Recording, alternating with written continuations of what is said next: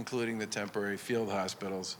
56% of those beds remain available to patients. And I do want to point out that on the call, we do a daily call with hospitals here in the Commonwealth, and I do want to point out that several of them said that they were seeing an increase in some of the activity that did not involve COVID-19, which we view as a positive sign. As I said last week, the folks at Bay State Medical Center last week had about 150 COVID-19 patients in their hospital. They also had 400 people who were there for other reasons. I think the numbers across our hospital community would be relatively consistent in the sense that they continue to do many things for many people that don't have anything to do with COVID-19. And while we pay a lot of attention to this data because it's critically important to our ability to make sure that we can deal with the COVID-19 population as that population surges and plateaus, we continue to have significant capacity across our healthcare and our hospital system. And if people are sick, they should reach out to their clinician. If they're deeply concerned about their health status, they should definitely go to the emergency room. There are people there who will treat you and take care of you. 56% of our beds remain available for patients. And as of yesterday, we've delivered over 6.5 million pieces of PPE, which includes masks, gloves, gowns, and ventilators that have been distributed to organizations, healthcare workers, first responders, and others. And we continue to aggressively pursue all supply chain avenues with respect to that. With respect to nursing homes, Massachusetts has unfortunately evolved into a national hotspot for coronavirus. Similar to other states, nursing facilities have been hard hit by this insidious virus that's particularly tough and lethal for older adults. In total, there are 386 nursing homes in Massachusetts, 255 assisted living residents, and 93 rest homes.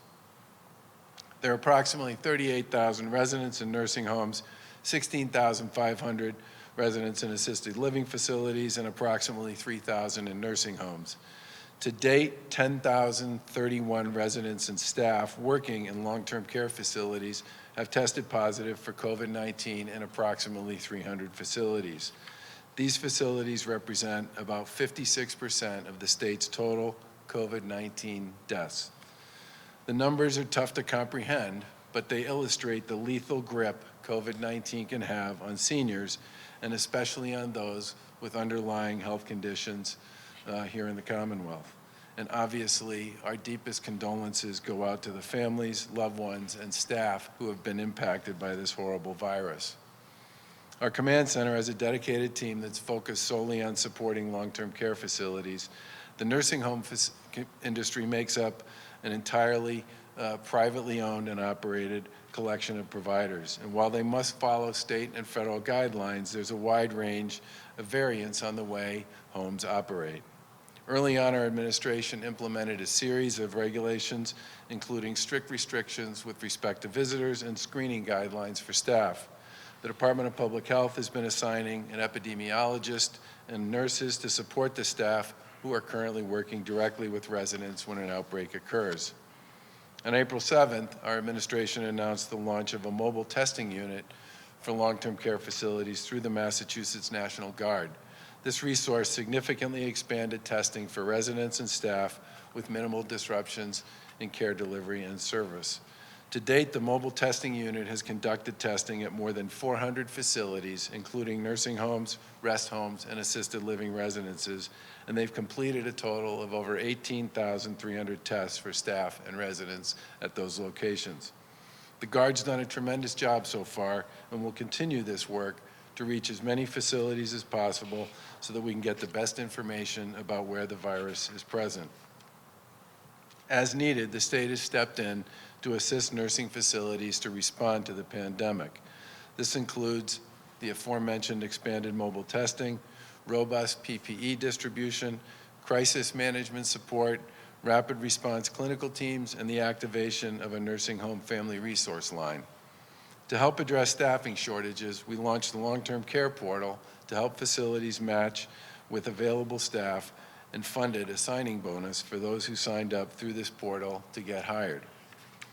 We also developed a three-pronged approach to expanded capacity for COVID-19 dedicated nursing facilities. Depending on the circumstances, we've also established fully dedicated COVID-19 facilities, opened empty facilities to support COVID-19 residents, and created dedicated COVID-19 wings within facilities. And while that may not seem like a very long time ago since we introduced many of these supports, we've continued to discuss the issues and concerns of the nursing home industry and the long-term care community with our folks at the command center, and have learned a tremendous amount about the current challenges that facilities continue to face when managing COVID-19. And today we're announcing new measures, including an additional $130 million available for nursing homes. This is the second round of $130 million, which comes on top of the $130 million that we announced on April 15th. We're also making additional assistance available to help address staffing shortages as well. The new funding will be made available on May 1st to help pay for more staff, implement state-of-the-art infection control, cleaning services, personal protective equipment, and other support services. These funds will be allocated to nursing homes that are meeting a benchmark for certain criteria to ensure these privately operated facilities are working as safely as possible. In addition, we're boosting additional assistance for temporary staff support, including clinical response teams of 120 nurses and certified nursing assistants that can be deployed in teams to facilities in emergency situations. On-the-ground crisis management support from experts, and deployment of the National Guard to help with logistical, environmental, and other support. This is in addition to the mobile testing services they're already providing. These new staffing resources will be available for all nursing homes. Our administrations work closely with the Massachusetts Senior Care Association to create a centralized infection control command center utilizing experts from Hebrew Senior Life and other providers.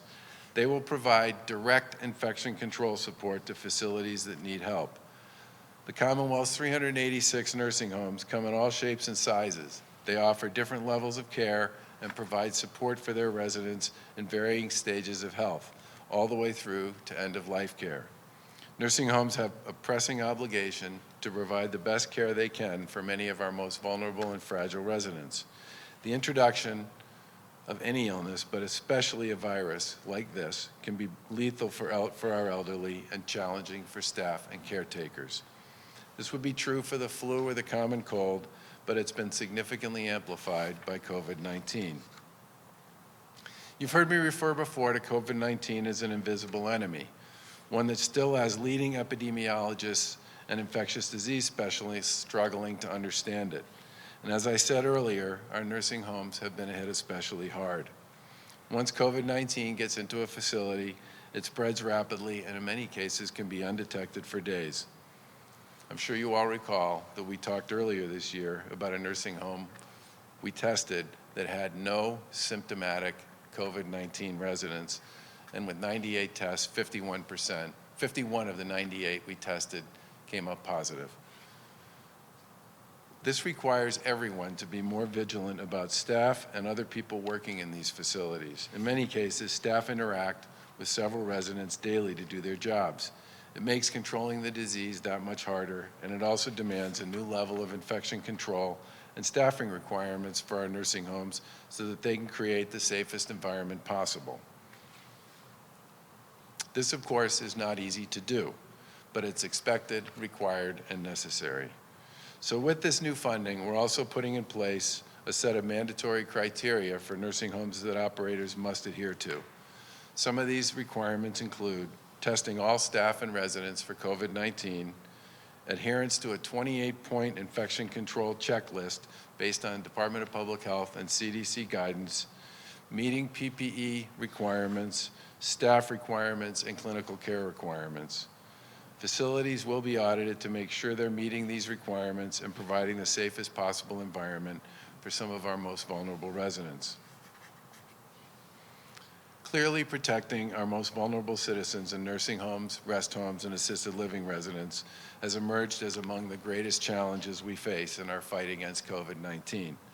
This highly contagious, invisible virus has proven to be most dangerous for people over the age of 70 and those with other pre-existing health conditions. This is complicated for facilities where several residents live in close quarters and require attentive care from their providers multiple times a day. This dangerous equation has now resulted in over half of the Commonwealth's COVID-19 deaths. But we will be as aggressive as we possibly can be, working with our colleagues in the long-term care industry to ensure that we're taking all the necessary precautions and providing the resources that are necessary to get this job done. We here in Massachusetts, as I said earlier in my remarks, are still in the surge and very much in the fight against COVID-19. Lieutenant Governor Polito and I continue to be inspired by the determination and perseverance we see from our residents and the commitment of our frontline healthcare workers and first responders who are out there doing the job every day in the fight. We also want to thank the nursing home staff that work diligently to care for some of our most vulnerable residents. And on this one, I can speak with personal experience, both for my mom, who fought Alzheimer's alongside my dad for 10 years, and for the care that's been and support that's been provided to my 91-year-old father. I'd also specifically like to thank Tim Foley and the healthcare workers at 1199 for working with us to support nursing homes. We will keep the fight up all the way to the end, knowing that we'll come out the other side. There will be better times and brighter days. I would ask everyone, as difficult as it may be, to continue to stay at home unless you need to go out, to practice the social and physical distancing that's made such a difference in flattening the curve here in Massachusetts, and to continue to wear a face covering if you can't be distant from others wherever it is you go. I want to thank you again for your cooperation and your hard work, and I'd now like to invite Secretary Sutters to the podium.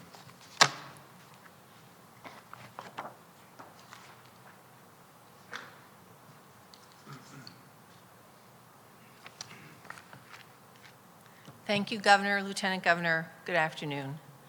In addition to the nursing home package the Governor just described, we are also announcing a second phase of funding, $44 million, for our residential service providers who contract with the Commonwealth of Massachusetts across the Executive Office of Health and Human Services, who support some of our most vulnerable clients.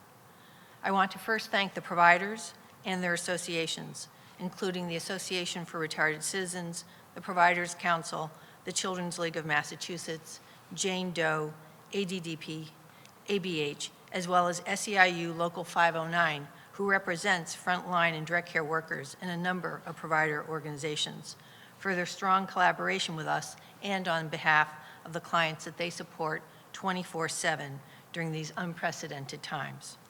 Together, we are committed to safety.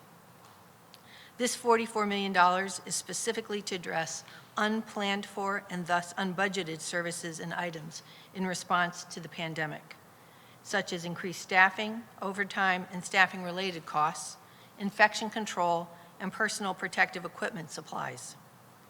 This money, in addition to the first phase of $95 million that we announced on March 30th, brings the total additional support for residential programs and some other purchase of service programs to $139 million during the COVID-19 public health crisis. We will be seeking reimbursement from the federal government at the 75-25% allocation methodology, which could be up to $105 million in reimbursements to the state. Across the Executive Office of Health and Human Services, a number of agencies work with 238 residential service providers throughout the Commonwealth to ensure the health and well-being of over 20,000, in fact 20,500 individuals, reflecting very diverse populations, including children, youth, and families, and individuals with physical, cognitive, emotional, behavioral health, intellectual, and developmental disabilities, survivors of domestic and sexual violence, and youth in the custody of the Department of Youth Services and Children and Families. Given the diversity and the unique circumstances of each provider organization, providers have taken a multitude of steps to support their workforce and their clients during this time. Examples include offering double-time pay to employees working with COVID-positive individuals, or creating COVID-positive units or residential programs, hoteling staff working with COVID-positive patients, providing differential pay, and other such actions. They've invested funding into infection control, including increased housekeeping and terminal cleaning services, plus finding PPE supplies. Therefore, these funds that we announced today acknowledge the actions taken to date and provide reasonable flexibility to providers to meet the specific needs of staff and clients during this pandemic and surge period. However, I want to be clear. It is the expectation that these residential congregate care providers use these increased dollars for staffing, for clinical, direct care, and support staff, infection control, including housekeeping and environmental services, PPE, and other supports, but these other supports have to directly benefit staff. Providers will be required to report to the Executive Office of Health and Human Services on the actual use of these funds. And as you know, and as we have previously stated in press evals, in addition to financial support, the Commonwealth has implemented testing for staff and residents at a range of congregate care settings, and on April 10th began testing at these sites, and to date has tested over 450 program site locations. And testing continues in both our nursing homes and our congregate care sites daily. Thank you. Governor? Questions? Governor, are businesses going to be able to reopen on May 4th, or when are you going to make the decision on extending your order? So as I said in my remarks, we are continuing to see what I would call a plateau with respect to our hospitalization rates, and we believe that it's important for us to create some clarity around this issue with respect to May 4th, and you'll hear from us later on this week on that. Well, why are you waiting? You had said last week you needed to see what the trend data Yeah, had shown. and the trend data we're a week out now, so why yeah, wait? the trend data remains reasonably high, but obviously whatever decision we make needs to come with a little thought and a plan behind it, so we'll probably put that out later this week. But is that something you can put out just a few days in advance, or is this something you really need to put out now and give some people some notice on? We'll be putting some out later this week. Governor, on the antibody testing, how is that going to work with the random testing? What kind of information could we get from that that would be helpful in this whole thing? Well, keep in mind that at this point in time, there are antibody tests going on that are not FDA approved in sites all over the country. And the false results of those tests range from 5% to 35%. There are some that have been approved by the FDA, but even the FDA has issued what I would describe as qualified commentary on them and said that several of them have not gone through what they would refer to as the traditional review and approval process that would normally take place. I think it's critically important for the FDA, and this is something I have talked about, we have talked about collectively, not just here in Massachusetts, but governors generally around the country, that the FDA, especially when it comes to testing, has a bigger and broader role than the one that it's been delivering on so far. And many of us urged Congress to make sure they provided additional funds and support to both the FDA and the CDC in this last round of federal response to the COVID-19 crisis, and they did. But to really ramp up in a big way antibody testing that can be deemed as reliable, okay?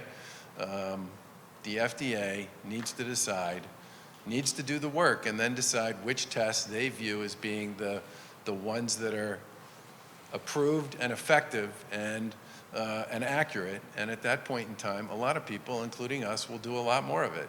But the research work, for example, that's being done by MGH with the City of Boston is a very particular kind of test that MGH has a lot of faith in, and I think is going to yield some useful information. But broad antibody testing needs the federal government, and especially the FDA, to step up and give states and providers a lot more guidance than we have now, so that we can get to a point where we're using a test that doesn't have false readings that can run as high as a third of all the tests that are delivered. But people go to the health expresses. People go to the health expresses and getting their own tests. And do you think it's going to help the process? If people say, "Oh, I haven't had it yet. I'm fine. I'm not going to expose it to my grandparents or I think a test that up to a third of the time is wrong is not very helpful. And the other thing I would say about this, and this is important, okay? Everybody would love us to know lots of things that we don't about this novel virus. One of the things people would love us to know is if you have antibodies, what does that mean with respect to immunity? And the answer to that question is, even from the experts, is we're not sure and it depends, okay? So I think the antibody testing, when the feds come around to telling us exactly which test or which tests they believe will give us the 95% plus accuracy reading, can be really helpful in establishing baselines, okay?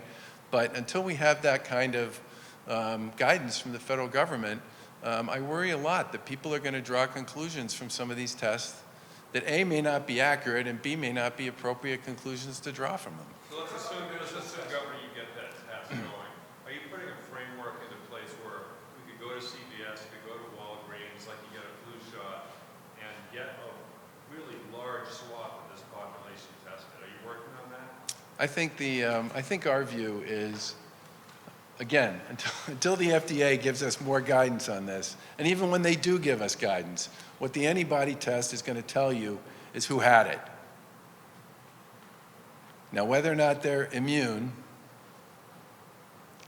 no one's going to know the answer to that, okay? For me, the big thing is to continue to ramp up what I would call traditional testing.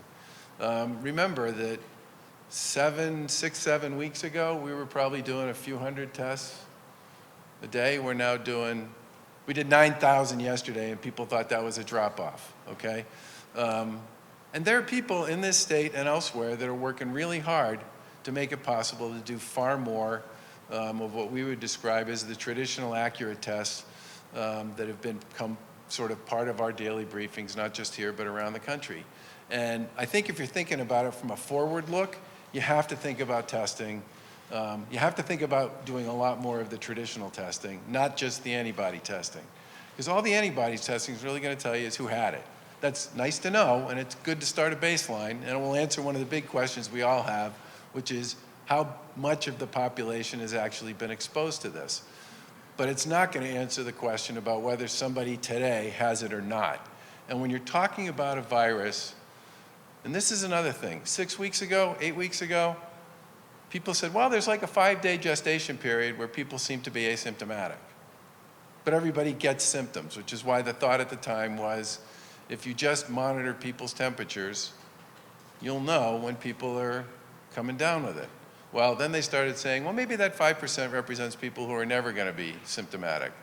And then they said, well, maybe it's 10% of the people who are never going to be symptomatic. Well, maybe it's more like 20%.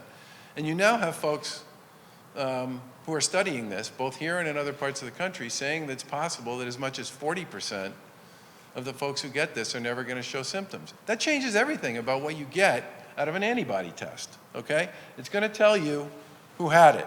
But in terms of who has it today, which are 40% of the people who can get this thing are not going to show symptoms, I want to know how many of those folks, especially if they're in certain lines of work, are going to test positive, because that's going to be important because they're carriers. And that's one of the reasons why we changed our guidance with respect to face coverings and said if you can't socially distance, you should wear a face covering. Not so much, and I know you've heard me say this before, not so much to protect you from other people, but to protect other people from you, because such a significant portion of the population that gets infected with this appears to not show symptoms at any point. So for me, yeah, there's a role with the antibody testing, but doing more of what I would call the traditional testing, and people are doing a lot of work on figuring out how we might be able to dramatically ramp that up, is going to be really important to what we do going forward. Governor, are you Pardon me? Are you dealing with CVS, the pharmacies, one option? CVS I is, know some of the other states are doing it. CVS has been a terrific partner, absolutely.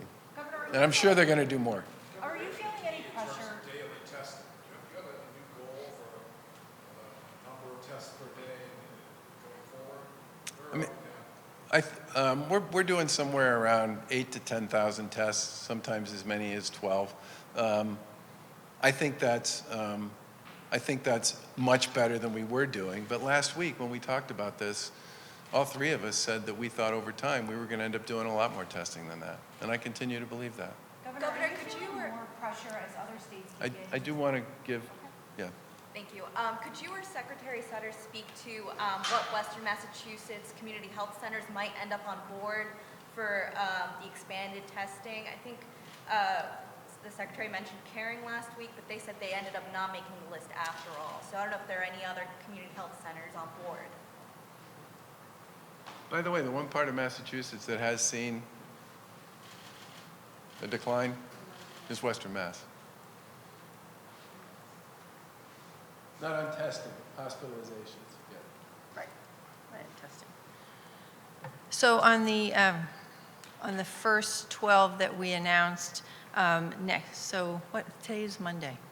So next week, we will be announcing another group of health centers to become part of the expanded testing in Massachusetts. We just haven't landed on who the next 12 are. There were a couple that we had offered that declined for a variety of reasons, and I won't spot them in public. Secretary or Governor, I'm not sure who's best to answer this. On the Holyoke Soldiers Home, given the rise in tests and deaths there, how many veterans actually remain at the home now compared to how many are been moved to hospitals at this point? She can give you I can give you a ballpark. She'll give you the real number.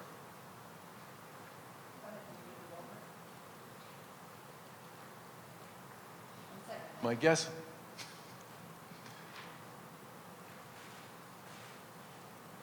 Somebody want to ask somebody else? One? Could I, Go could I ahead. ask a Yeah. question? I just wonder, back to sort of the idea of reopening, are you feeling pressure now as other states begin to move toward reopening? Are you feeling some pressure to reopen some businesses? So,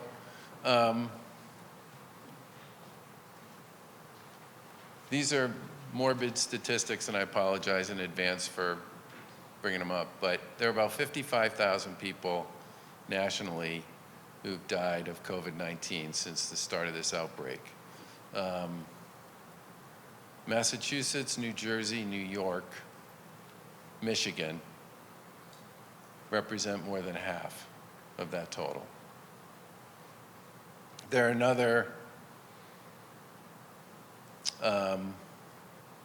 10 states that make up about another 25% of that total. And then you have 40 states that represent about 15 or 20% of the total number of deaths. So, and I talk to governors who fall all the way through this spectrum every week.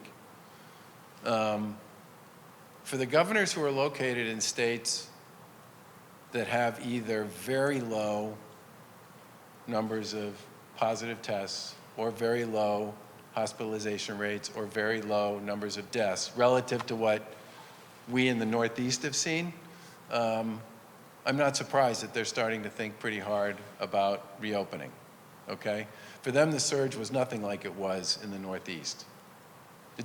Just nothing like it was in the Northeast. And I think the other thing we've said many times here is that the timing around this stuff varies a lot depending upon what's going on in your state. New York got over the surge about a week ago. New Jersey got over it over the weekend. I mean, the first time they actually started to see a few days of positive trends on negative hospitalizations was over the weekend. Rhode Island expects to see the surge next week. Vermont and New Hampshire both believe they're past the surge.